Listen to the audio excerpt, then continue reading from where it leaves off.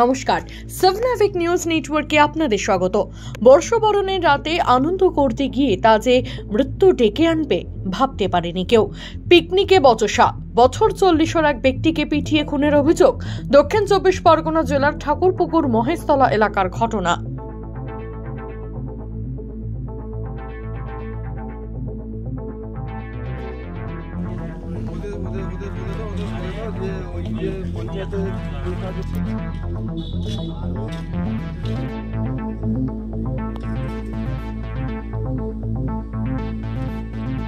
আশুতি এক গ্রাম পঞ্চায়েতের অন্তর্গত রথতলার বাসিন্দা প্রবীর মণ্ডল বর্ষবরণের রাতে বাড়ি থেকে কিছুটা দূরে সবার সাথে পিকনিক করছিলেন।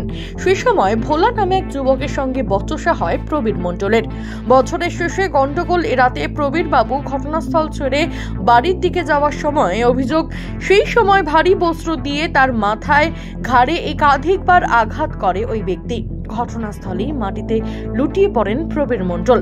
চিৎকার শব্দ শুনে প্রতিবেশী সহ স্থানীয়রা ঘটনাস্থলে ছুটে এসে দেখেন রক্তাক্ত অবস্থায় মাটিতে পড়ে রয়েছে প্রবীর বাবু।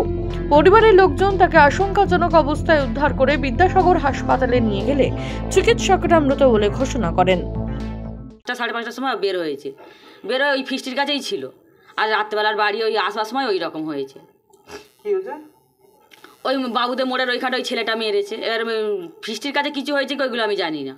কি কারণে মারলো কিছু জানেন? না, ওইসবগুলো আমি কিছু জানি না। কোথায় মেরেছে? মেরেছে হাতে পায়ে কোথাও মারিনি। কি দিয়ে মেরেছে? ওই একটা মোটা বড় লাঠি দিয়ে এরকম তাল কাঠের ইয়ে দিয়ে, মানে বড় মোটা, সেই দিয়ে ঘাড়ে মেরেছে। মাথায় এই চাবালি এগুলো সব কেটে গেছে, ভুড়ো টুড়োগুলো সব ডিপ হয়ে কেটে এরকম ফুলে গেছে বড় বড় হয়ে। কোথায় নিয়ে যাওয়া হলো তাকে?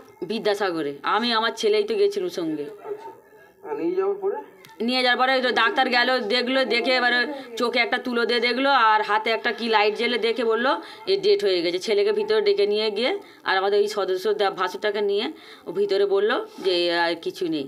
কে মারলো? ওই তো ভোলা, ও টাইটেল আমি কি জানি না। কি কারণে মারলো? কোনো ব্যক্তিগত না, আমি ওর সঙ্গে আমাদের কোনোদিন কোনো ঝগড়া নেই। ওর সঙ্গে আমরা কোনোদিন কথাও বলিনি, ওর সঙ্গে আমার দেখাও হয় না। আর ওর সাথে 4 দোকানে পিকনিক করে আসছিল, ওকে হয়েছে, ওকে আগে থেকে মারবার জন্য প্ল্যানও করে রেখেছিল। নইলে ওইভাবে কেউ মারে না। ওর আমার বিচার চাই, ওকে আমার হাতে তুলে দিন, আমি যা করবো এবার আমি করে দেখে নেবো ওকে কি করতে হয়। আর নইলে আপনারা ফাঁসি দিন, নইলে ওকে ফাঁসি দিন।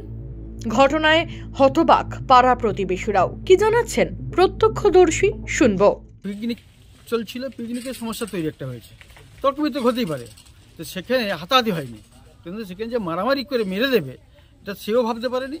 আর যে মেরেছে সে তার প্ল্যান প্রোগ্রাম তৈরি করে চলে এসছে এখানে। এসে এই তাল কার্ড নিয়েছে, তাল কার্ড নিয়ে যখন দুজনে ফিরছে তখন তাকে অ্যাটাক করে দিয়েছে। কোথায় মেরেছে? এই জায়গাতেই। এখানে রক্তের দাগ এখন রয়েছে। রাত 2টো নাগাদ হয়েছে এটা।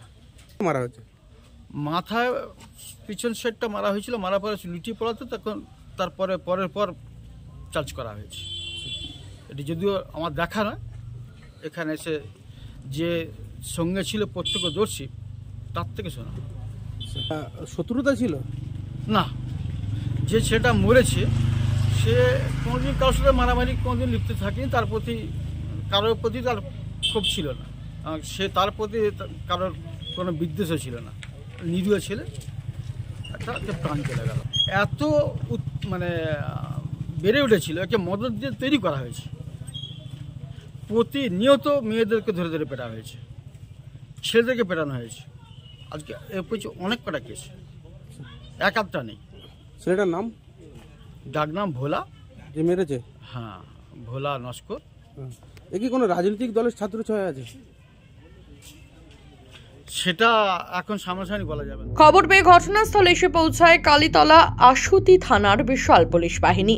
এদিন সকালে আবারও উত্তেজনা ছড়ালে ঘটনাস্থলে পৌঁছায় ডিএসপি ইন্ডাস্ট্রিয়াল নিরুপম ঘোষ সহ একাধিক পুলিশ কর্মী। অভিযুক্ত যুবক পলাতক। শুরু হয়েছে তদন্ত। মামনি রায়, সেভনাভিক নিউজ, দক্ষিণ 24 পরগনা।